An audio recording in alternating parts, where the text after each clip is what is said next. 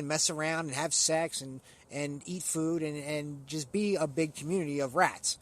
And there were two drinks, two feeders put in there. One was regular water. One was filled with water that was laced with narcotics, either heroin or cocaine. And that jar, that feeder was never touched. Never touched. Now, he took a rat that was isolated, and nobody paid any attention to it. There was nobody in the lab with it. It was completely left isolated alone. And that rat took the drug-laced water over the regular water every chance it got, and it eventually died. Yeah. Yeah, I never actually heard I've heard either at least similar studies. I've never heard one like you're mentioning with like the good community rats and they never touched it. That's definitely interesting. But I know for a fact that once rats are hooked, they will definitely use to the point of death over anything. Like, especially when they give it like a button to hit for the drug, right? Like they will sit there and just hit it over and over and over and over and over again until they either OD, die of starvation, or other malnutrition effects, you know? And that's really the trick, and especially I think being humans, and there's the other factors. We have a psychic ability, not in the sense of like some mysticism, but we can think, right? Like, right. And a lot of times it's hard in the moment of using to see the issues that are fueling this for us, right? Right. So a lot of times, you know, I made a lot of justifications while I was using that were basically like, well, it's your effing problem that bothers you. I'm getting high. Right. You know, and while on some levels I kind of agree with that still, but it's not the truth, right? Like in the end, I had to come to terms with the fact that it's like, at the very least, I'm still hurting my family and ones that love me because I am not living a life that they know I can live, and I'm not happy in this life that I'm choosing to live. Right. And you know, and if these people love and care about me, then the least I can do for them is get my life to a place where not only they just want to see me happy. Right. Like, and they know I wasn't happy with what I was doing, but yet I was lying to myself, telling myself I was happy. And so the best thing I can do for everybody, myself included, involved, is to do something that at least makes me proud, that makes my family proud. And in the end, you know, they say the whole premise of AA and NA and all those AAs is, you know, one addict helping another. And we are the ones who not only can help another addict out of the hole, but I think with enough of us, we can change the way the world sees addiction.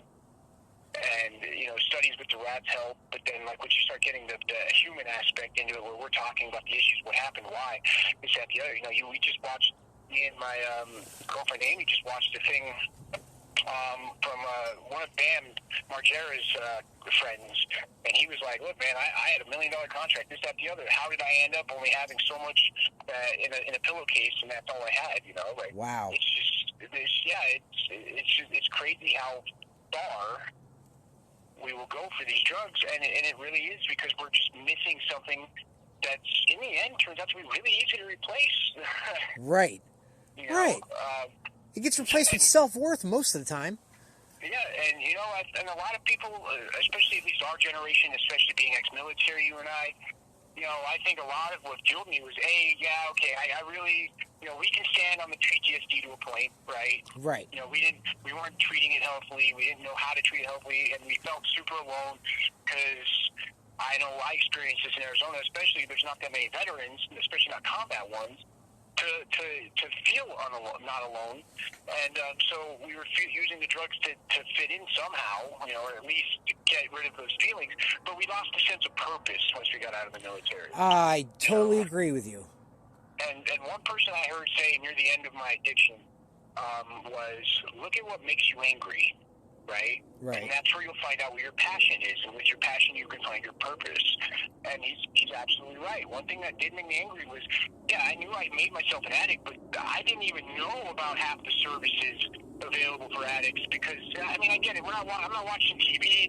You know, I'm hearing the commercials like I was an addict. Now I'm not. I'm not calling that douchebag's number. He died. He fucking died. You know that? About that? Yeah. I did. I'm not, for our listeners at home, I'm not laughing that he died. It's just a fucking, it's the irony of it that's funny. and I get it, man. Like, and one thing that people I don't think miss from that commercial is the difference between him and like an AA goer is he was legitimately saying he was cured. Like, I was an addict, now I'm not. Right. And it's like, in a sense, yeah, I'm cured. I'm not out there running and gunning and using anymore, but it is something that I have to live with for the rest of my life, and something that can and will happen again if I am not taking steps. Not necessarily the AA steps, because I know not for everybody, right? But if I'm not at least taking steps to maintain my sobriety, working constantly for it, then I'm not going to succeed. Right. You know? But now, you hear all the time in the meetings, I got the house, I got the wife, and once that didn't make me happy, I did what? You burned it all down again, using. Yeah. Yeah, I went through it on my end. I had a wonderful 7-year run with Narcotics Anonymous, and it was the best thing that ever happened to me. My life improved so well. I, became a professional wrestler. I got married. Things were going well, and then I started getting high again, and my life got destroyed really slowly year after year. Like, when me and you met, I was at the fucking top of my I was at the top of my addiction right there. That is the worst I've ever been in my life. And I'm still wondering how many times you caught me having conversations with myself. I mean, let's just be fair. I mean, you catch with me. I mean, and I have to say that I have to agree with you.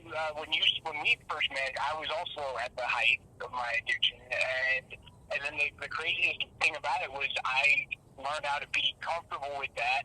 Happy or not is not what I was looking for. Comfortable at that point. Right. And I was comfortable, and I had all the justifications in the world to at least maintain that level of misery.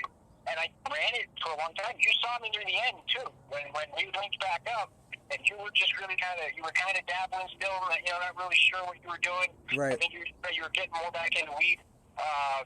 And right after that is essentially when I started really hitting the rehabs, because I watched you trying to get out of it. And then after the paralyzation thing, I ended up back at that house after all these douchebags never called to me. And it's funny to me, I've hit all these bottoms, what people call the rock bottom, and mine turned out to be, I was lonely. Right. I'm back at that house where nobody would call me. I woke up full paraplegic or whatever it is. You can't move anything, right? Because I had a spinal stenosis in my neck. Oh, wow. And these people didn't call the ambulance for 3 hours. And then the fire department even hit me with Narcan, which I just got out of jail, so I wasn't even ODing, I wasn't using. Oh, my God. And I was pissed, right? I was like, these motherfuckers, because where I'm at, they think I'm using, and I'm telling you guys I can't move, Right. And so then after I had the surgery, which thank God, I'm walking around, moving, lifting today. Nice. I'm blessed, man. But, and then, 3 months later, I'm back at that fucking house, because like I said, the hospital kicked me to CAS. Oh, shit, you got sent to CAS? I said, screw this. Wait, if anybody doesn't, there's people that don't know what CAS is, so let's do our best to describe it. It's the worst possible fucking homeless shelter you could ever go to in the fucking planet. Yeah, I have to agree with that. Like, I would rather live in a bush. Right. Every time, dude, halfway outside I lived at, we had like 4 or 5 people from CAS, they brought bed bugs with them and shit, man. Oh, what a shit. There's something I think you should lobby to do something for is fix CAS. Because we can...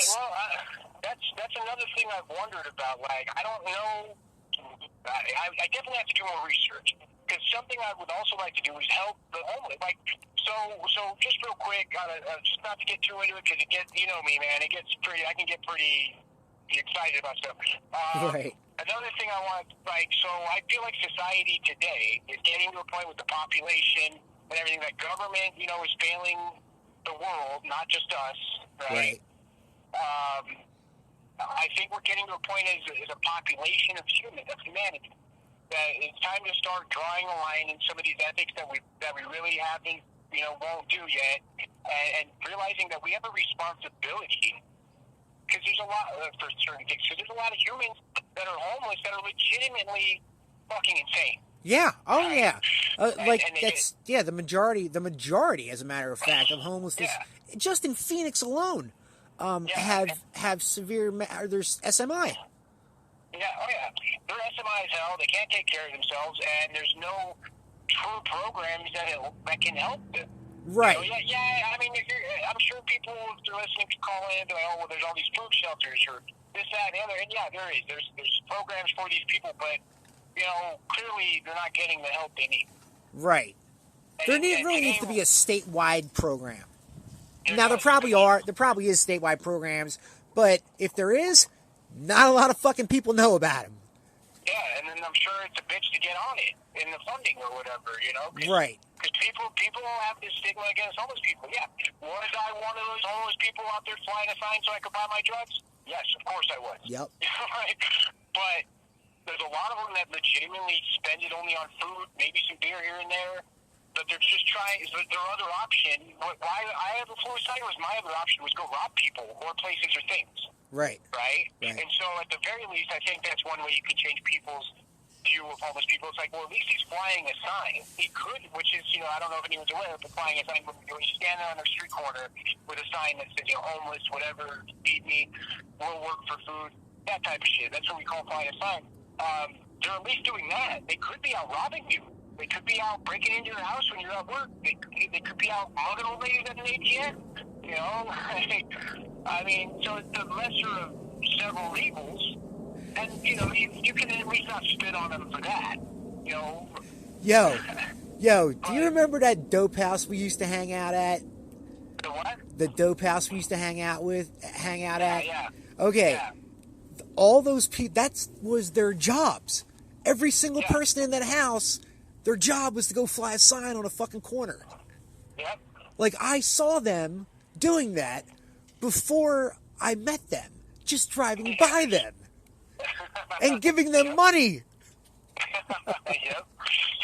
Oh, man. Now, I've got my own points of contention about that. Okay. but we won't go there because that's another life. Right. Anymore. Right. So, all right, so, man. Yeah, I mean, on the small end, yeah, it's like, you know, there's other things that we need to take responsibility for as a society, right? Like, we're no longer Spartan. We don't throw retards off cliffs. You know, we don't kill the ugly people. You know, shit like that. It's like, if we could take care of these people at least to live a life comfortable, you know, then I don't buy into this whole nanny state bullshit. Right. You know, I feel like I legitimately feel like if the government paid everybody just enough money to be comfortable, then in my opinion, the amount of science, technology, and art that would come out of that, because people are going to get fucking bored. They ain't got to struggle for the rat race. They're going to get bored and they're going to start discovering shit. Right. They're going to start being artistic. You know, yeah, you're going to have your bums, but we have that today. Right. You know, you have people that can use drugs normally, and you have people who are addicts. I mean, there's always going to be the extremes. Right. But overall, in the end, I think it would be mostly beneficial. You know, you brought up a theory of mine. Okay, I have to talk about this. This is a theory of mine that because I have this thing about AI. Okay. I think AI one day is going to make it happen to where we don't have to do work anymore. To where all the labor work in the world is going to be done by AI. And that we'll be maybe that's the way and the only way that we can evolve as human beings, spiritually, physically, emotionally. Maybe then we can learn to heal. See, it's a drawback because we're losing fucking freedoms because we're being ran by AI, but we'd almost be better off. I honestly agree with you in a lot of ways on that because you're right with one thing. So like people. I don't mean to say people. I know for a fact that a lot of people don't. Like there's a ripple effect through time, right? Like we're still feeling shit from World War II. We're still feeling the effects from Cold War. But we've been in this rat race, this anxiety-induced rat race, for so long. Oh, it's horrible. We can't take the time to heal. We can't take the time to actually do the knowledge, the research, or learn the knowledge that it requires for us to grow up as a species. Right. It's just produce.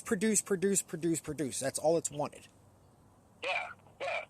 And we're getting past that. I think it's about. I think that right now we have enough people. I think in the world that if you just even if you made bullshit random YouTube videos, you're gonna get a following. and you're going to get paid for that. Right. Like, there's just enough people for it to happen. And like you said, there's a lot of jobs we don't need to do anymore. And yeah, you know, the people you're gonna have whichever side be like, oh, what are we gonna do for them? Well, you know what? Then if that's the case, then we need to extend, say, private or public schooling